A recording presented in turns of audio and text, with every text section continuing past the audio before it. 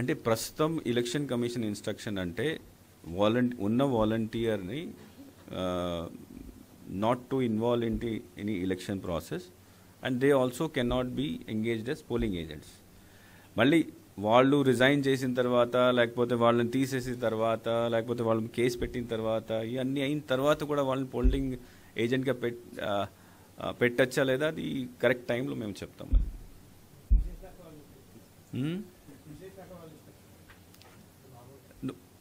I no comments on that thing but ఇట్లాంటి issue భవిష్యత్తులో వస్తుంది, బిఫోర్ టైం ఉంది కదా పోలింగ్కి.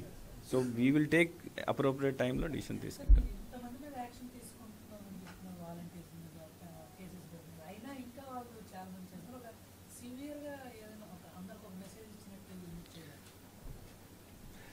అంటే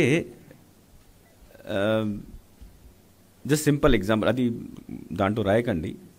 మన దేశంలో కాదు మొత్తం ప్రపంచంలోనే ఎవరైనా మర్డర్ చేస్తే ఊరి శిక్ష ఎప్పటి నుంచి ఉంది, కానీ మర్డర్ ఆపలేదు.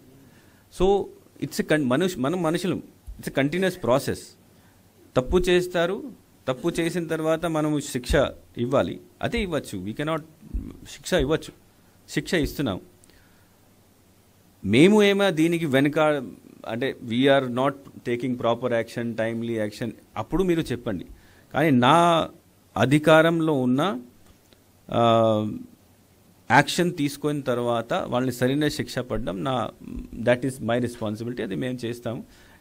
ఈరోజు కొంతమంది తప్పు చేశారు, బహుశా కొంతవరకు ఎఫెక్ట్ రేపు ఉంటుంది. మళ్ళీ ఒక వారం 10 రోజుల వరకు మనము ఇది ఎక్సర్సైజ్ చేస్తే నాకు అంటే ఐ బిలీవ్ దట్ చాలా వరకు దీనికి కంట్రోల్ అవుతుంది.